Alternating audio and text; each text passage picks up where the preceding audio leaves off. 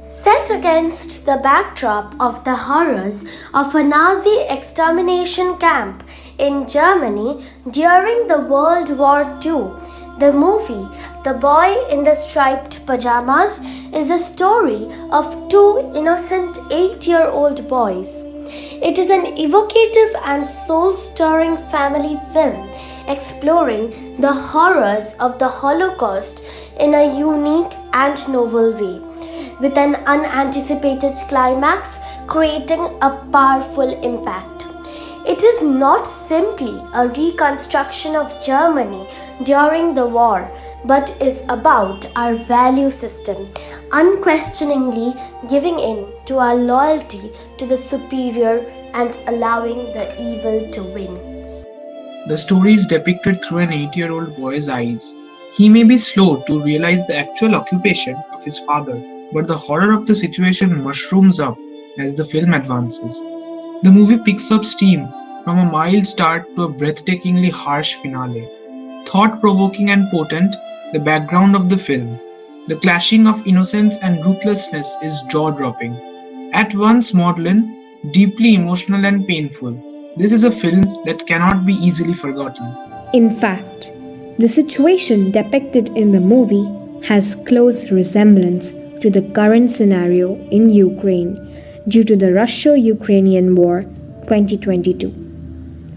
The midst of a war, with people being massacred and mortally wounded, homes being demolished, lives being devastated, and dictatorship threatening in Ukraine, reminds us of the terrible situation during the Holocaust.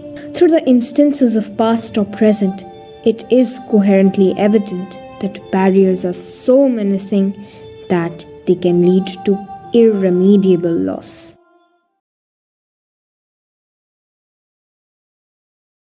14 years have passed and none of us are growing any younger. Unfair of you to point that out when you are no older than 24. Speak for yourselves. I am aging backwards.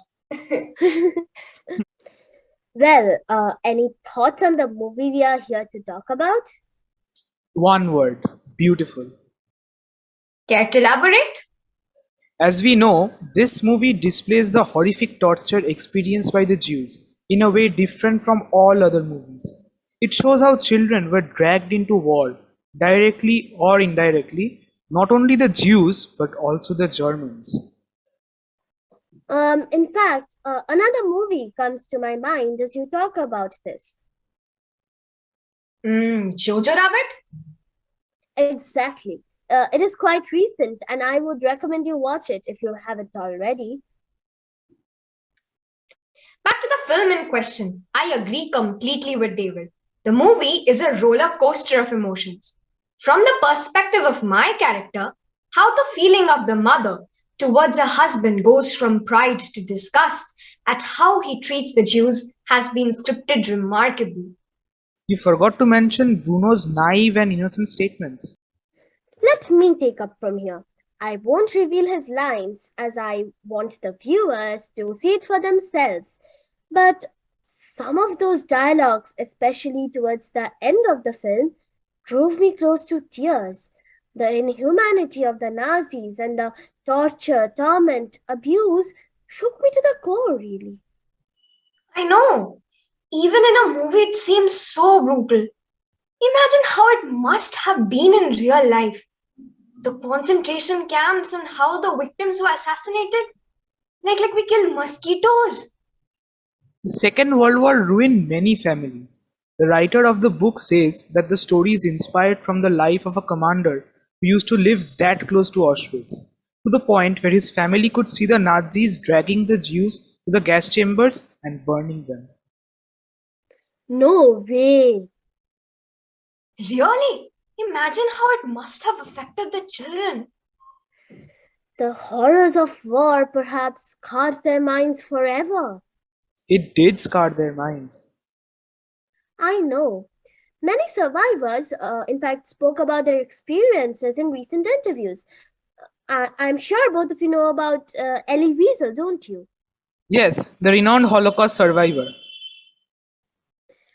When asked how much longer he is going to write about the Holocaust, he replied that even if I wrote on nothing else, it would never be enough.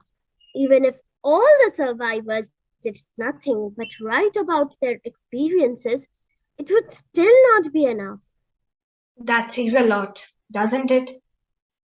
It reminds us of all the silent screams of the terrified people, the prayers of anguished men and women, young and old alike. A few years back, I was speaking to my children on the virtues which lay hidden beneath the surface of the story. Glad that you brought up this topic.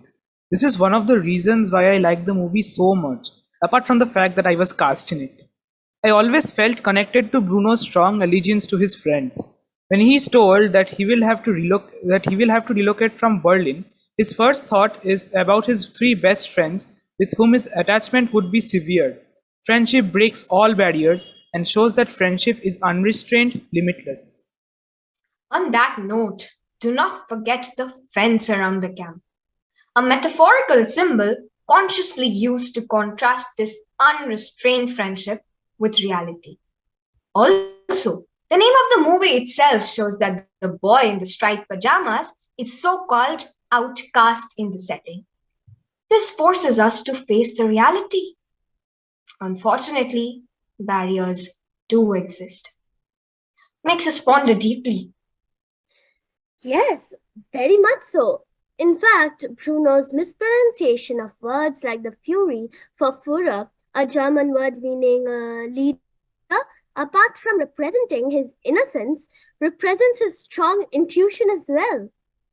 It reflected Hitler's actual person as well, didn't it? All in all, there are multiple layers in the movie which one must dig into to appreciate the gravity of the storyline. The naivety of a child on the surface, going down to the naked truth of the divisions existing in our society. But I think on that note, we must bid goodbye to each other today. Yes, but it was really great to refresh our memories and share our observations with each other after so many years, isn't it? Of course. Let us leave with a note for our viewers.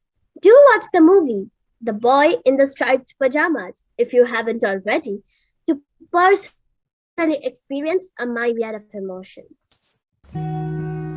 The movie, The Boy in the Striped Pajamas, shows the effect of the World War II on a young child.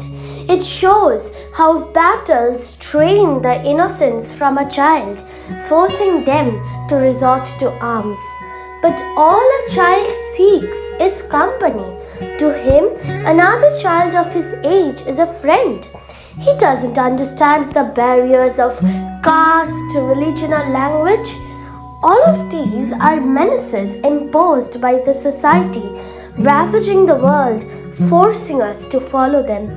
A child wants to break free from these shackles and live a happy, free life. A still from the film Jojo Rabbit speaks 1,000 words. Humans are so selfish, aren't they? Sending a child so young to war. Even if he manages to live, will the scars go? Or will he be crushed by the violence and inhumanity shown by his enemy? Everything is happening in front of our eyes. Syria, Afghanistan. Can't you see the tears of the hungry children in the war-torn areas as they beg for just one plate of hot meal? Can't you see how it has affected them? So let go of your selfish needs and look into those eyes. Reflect, analyze.